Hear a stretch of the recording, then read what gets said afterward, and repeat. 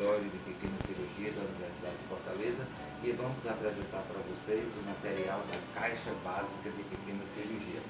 E aí vamos começando falando da caixa básica que está toda montada aqui. Vamos começar pela como a gente organiza essas pinças, essa estrutura aqui, a gente chama isso de estante.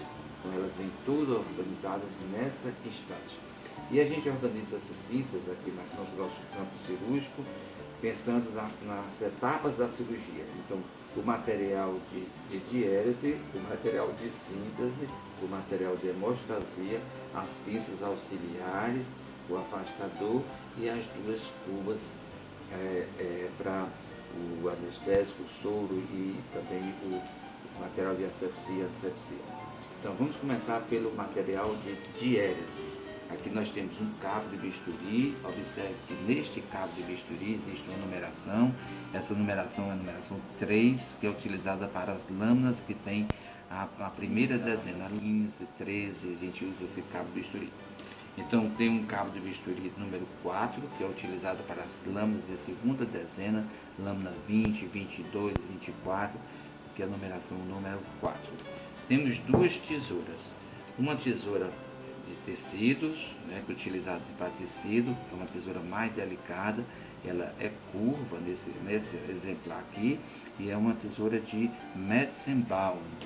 Essa tesoura serve para os tecidos humanos. Para cortar gaze, e fios e material grosseiro, nós utilizamos a tesoura de Mayo. Essa tesoura aqui, essas duas tesouras a gente pode comparar. A Mayo é uma tesoura mais grosseira, ela é mais possante. A Metzenbaum é uma tesoura mais delicada. E observe a proporção que existe desse eixo central, desse parafuso, para a extremidade da tesoura de Mayo, e essa proporção desse parafuso para a extremidade da tesoura de Metzenbaum em relação ao instrumento todo. Então observe que a tesoura de Mayo, o eixo é mais centralizado. Quanto mais centralizado, mais grosseira é a tesoura, mais possante.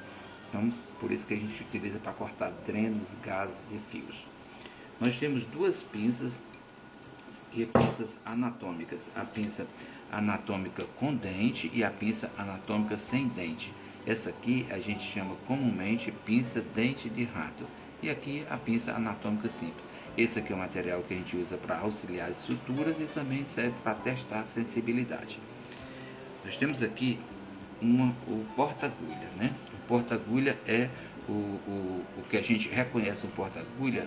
A gente abre e vai observar esse martelado, ou seja, essas ranhuras. No porta-agulha, a ranhura é tipo martelado, ou seja, multifacetada. Isso faz com que uma melhor apreensão da agulha no instrumento. Bem no centro existe um sulco central, né? Ou seja, esse sulco serve para o escoamento de líquido e acúmulo de algum dejeto durante a sutura, para que isso não atrapalhe a apreensão da agulha no instrumento. Ele pode ser um pouco maior, né? Seja de 14 centímetros como esse, existe porta-agulhas até de 30 centímetros, dependendo da cirurgia, mas eles podem ser bem pequenininhos como esse aqui, que é um porta-agulha de 12 centímetros, e observe que quando o porta-agulha é muito pequeno, não existe o sulco central, mas existe a característica das ranhuras, que ela é multifacetada, e a gente chama isso de ranhura martelada. Então aqui é um porta-agulha também, só que ele é pequeno, né? Então agora nós vamos passar para as pinças hemostáticas. E a primeira pinça hemostática que eu vou demonstrar, essa pinça aqui. Observe, para analisar as pinças hemostáticas, para a gente reconhecer, a gente observa as ranhuras. Observe que nós estamos com uma pinça hemostática curva. E aí, como essa ranhura ocupa somente 2/3 da pinça, então isso aqui chama-se pinça de Kelly. É uma pinça mais delicada, ela é uma pinça hemostática mais delicada. Comparando com essa pinça, nós temos uma outra pinça que é parecida com a Kelly, mas ela recebe o nome de pinça de Crayle. Nesse caso aqui, ela é uma pinça de Crayle reta. Aí observe as ranhuras, que a pinça de Crayle, as ranhuras são completas, ocupam toda a haste. A de Kelly, até 2/3, é aqui toda a haste. E aí, uma outra pinça muito importante também, é essa pinça de Kocher. Observe que a pinça de Kocher ela tem um diferencial. ou seja, ela tem um dente na extremidade.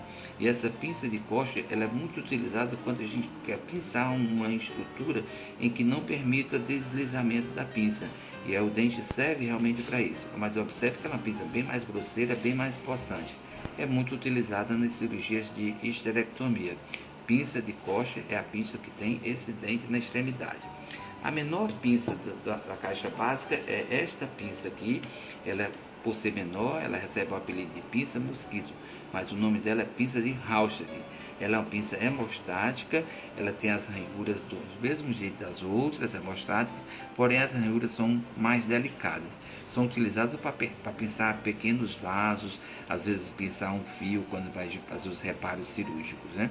Então, pinça de Hauschel. Aqui nós temos uma outra pinça, já não é mais hemostática, é uma pinça de apreensão, que a gente chama de pinça de Alice. Observe que ela é uma pinça de apreensão e ela tem dentes. Então, por ela ter dente, a gente não pode utilizar essa pinça para pinçar alças, pinçar bexiga, pinçar estruturas ocas, porque os dentes podem maltratar.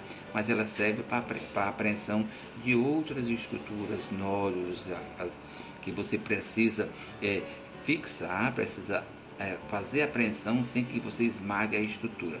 Então, pinça de Alice. Essa outra pinça aqui é uma pinça muito utilizada no procedimento, geralmente é a primeira pinça que a gente utiliza, porque é a pinça que serve para fixar o campo, e a gente chama comumente de pinça de campo, mas o nome dela é pinça de Bacalhau. Então a pinça de Bacalhau serve para fixar os campos cirúrgicos e também serve para apreensão de nódulos. E aí vamos para a pinça utilizada primeiro na cirurgia, que é a pinça de asepsia. Aqui nesse exemplar nós temos uma pinça de asepsia com o nome de Forster. Então observe que ela é uma pinça que tem essa parte mais larga, exatamente para a gente colocar a gaze e fazer a asepsia e a antisepsia do campo operatório. Bem, as pinças da nossa caixa básica são essas. Agora, a gente tem ainda para acrescentar um exemplar de um afastador. E esse afastador é o afastador de Farabef. Então, é utilizado para afastar as bordas da incisão.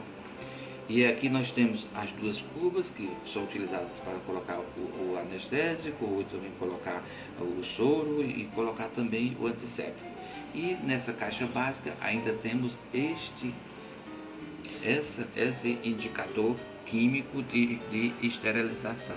Então ele vem indicando a data da esterilização do material e a gente sabe que foi esterilizado, por quê? Porque muda a coloração desse indicador quando passa por temperaturas e pressão e pelo tempo suficiente para uma esterilização.